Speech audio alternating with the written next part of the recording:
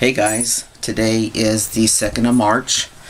I had my lower surgery consult with Dr. Crane in Green Bay, California, and it was on the 24th, last Tuesday. And I'm just going to back up prior to my consult and just let you know where I was mentally. I was watching and reading a lot of forums on phalloplasty and the metoiplasty, and I was going back and forth, trying to decide what was best for me. What was I settling with the metoid?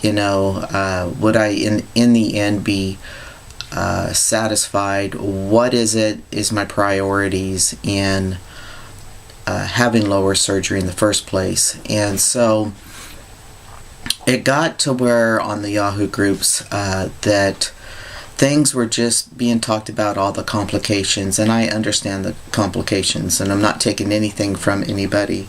I'm just going to explain how I handle things.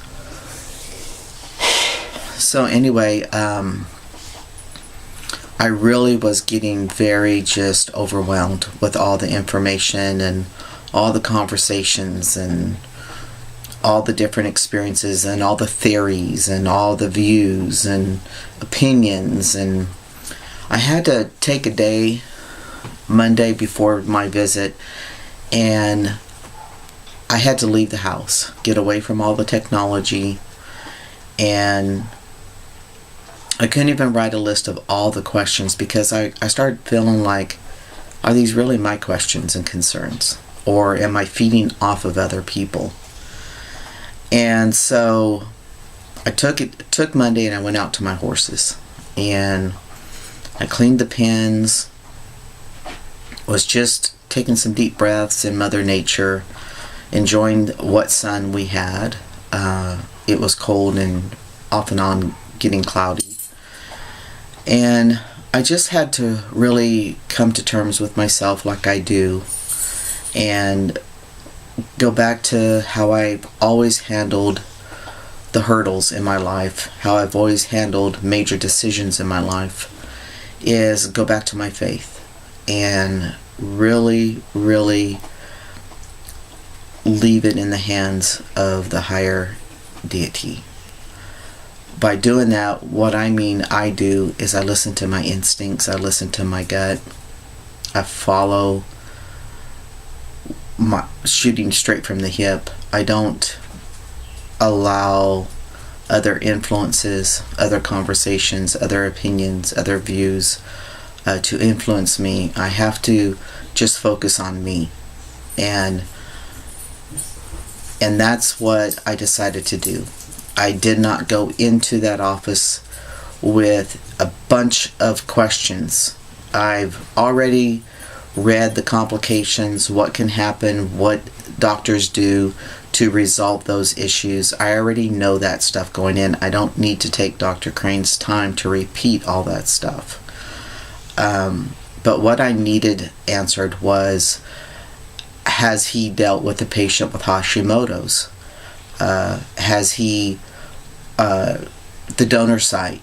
What would be the best donor site for me? I was having a hard time picturing my arm with the arm being the donor site. So I went in there with the attitude that I was going to ask my main concerns, let him know why I was having this surgery, what I go through, what I expected out of surgery, and then we will just go with the conversation however it goes. And so that's what we did. We drove up there, and he came in, and he was on time. In fact, we were early, and they took us in early.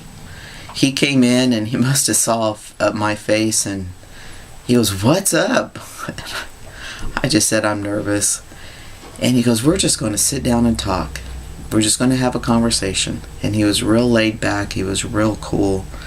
I started out talking about Hashimoto's, and he told me that he has not had a patient yet with Hashimoto's. He has had patients with other things, and he named off a few. I'm sorry. You'll notice in my videos I do a lot of yawning when I have a lot of information in my head. But he did understand, that there's slower healing and that can play a part. And I said, for the most part, I said I have done really well with surgeries. I said, however, I have had a reaction to sutures my last 2 surgeries. Or actually the last 2 surgeons, 2 different surgeons of the last 2 surgeries I had. One surgeon being of 2 surgeries. And I said what I found out was that they both used Vicryl. And he said, okay. And I told him my body wants to reject the sutures. It gets real red, it gets real hot, it gets real itchy, irritable, just take the sutures out kind of thing. And then on the other hand, they will work themselves out. They will work themselves out. And he said, okay, that's no problem. He goes, we can always use, and he named off another brand. He goes, but what I do want you to do, because I had sent them pictures of my foot, and he did not have it in my chart. He goes, what I do want you to do, though, is remind me the day of surgery, and we can change it right then and there. And I said, okay. And I looked at Tony and said, let's keep that. I know I'll remember that, because that's very important to me in the healing process. Talked about the leg, and he told me honestly, he gave me his opinion of what donor site's better. He told me his reasons, and just before he told me his reasons and stuff, he said, I'm a lean guy. Excuse me. He goes, if I was to do the thigh, the alt, he said it would be this big. And then he looked at my size and he goes, and yours would be this big. And I said, yeah, that's not what I'm looking for.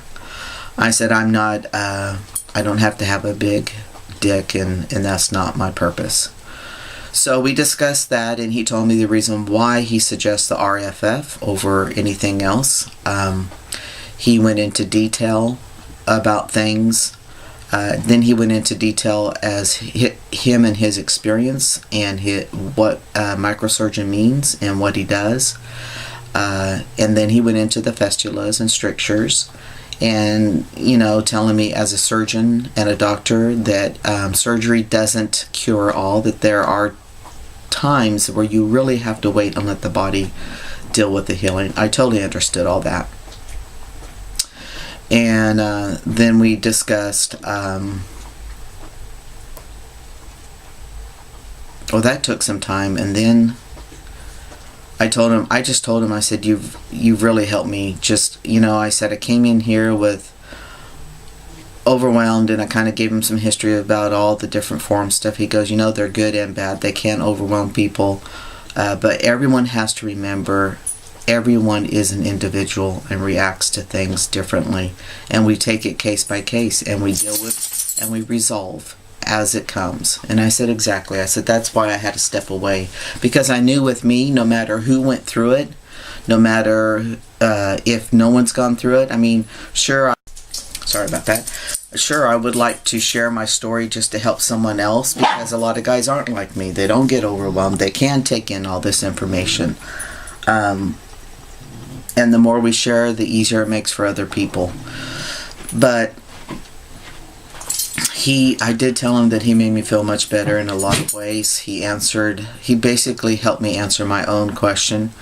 I told him that the number one reason was I wanted no female genitalia, no female function of genitalia.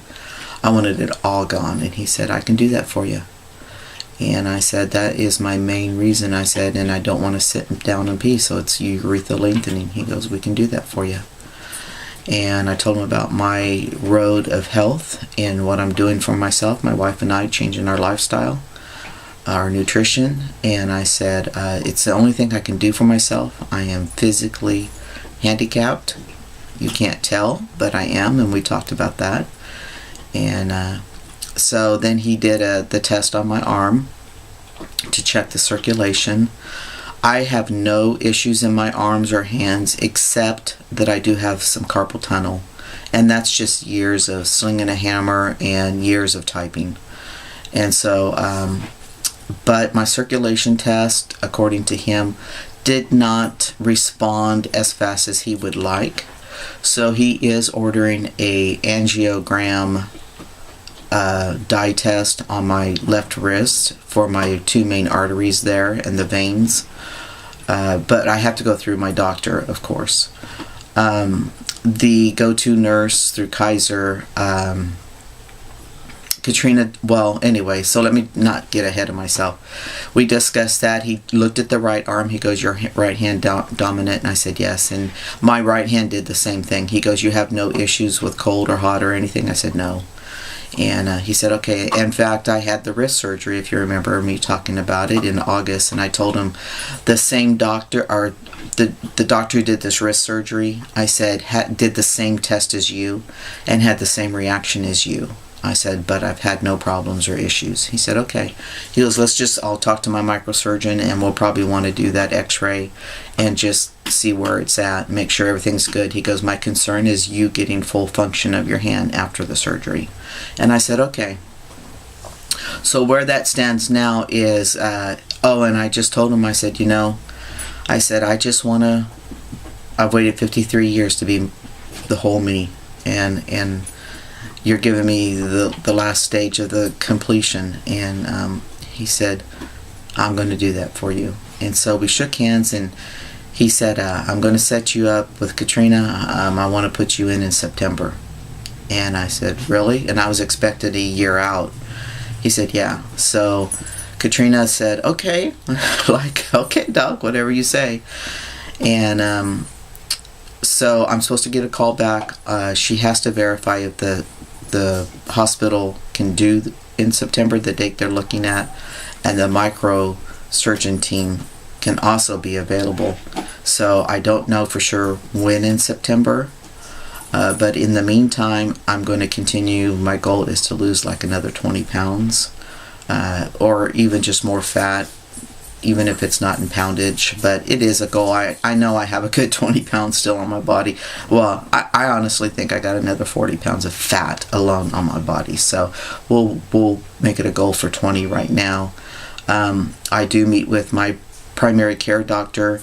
He said it wasn't necessary to see him, that he was going to call Dr. Crane's office on exactly what he needed.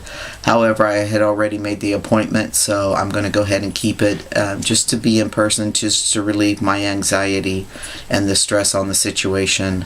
My feeling is I want to expedite this x-ray, get it done so that there's a clearance for that, and if there is an obstacle, we can face that in the meantime and resolve that if there is. I don't foresee any. I have complete faith that it's just one of my body quirks. I usually am a challenge to the medical field, and I've been a challenge to the dental field those last couple of weeks too, so it doesn't surprise me. But if things are always run smooth, the doctor's appointment went really smooth. It was just so relieving for me. Dr. Crane's a great guy. He's got a good spirit. I love his ethics, his vision.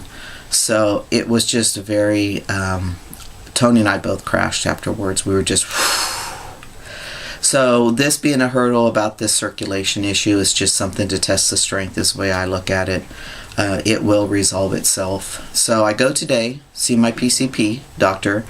I am going to go ahead and get this going on YouTube so that you guys can see what happened with my consult. And then if there's anything to report, if there's an obstacle or anything I need to talk about, I will do another video on it. I might wait until Katrina gets her information for me to put it all in another one. So anyway, we're just taking it one day at a time. I try to live by that myself, guys, and it really does work. How you look on life, if you're a positive person, even though you have obstacles and adversities, things come out positive for you. If you're a person who has a cloud over your head and is a victim to everything and don't see the end, you're always can't go beyond your own looks, your own selfish thoughts things don't always turn out good. There always seem like it clouds over your head or it rains on you. It's because your outlook's that way. So anyway, I'm optimistic. Regardless of what happens, I know that it's going to be the best thing for me. So take it one day at a time and always make your journey as simple as possible. Take care, guys. Bye.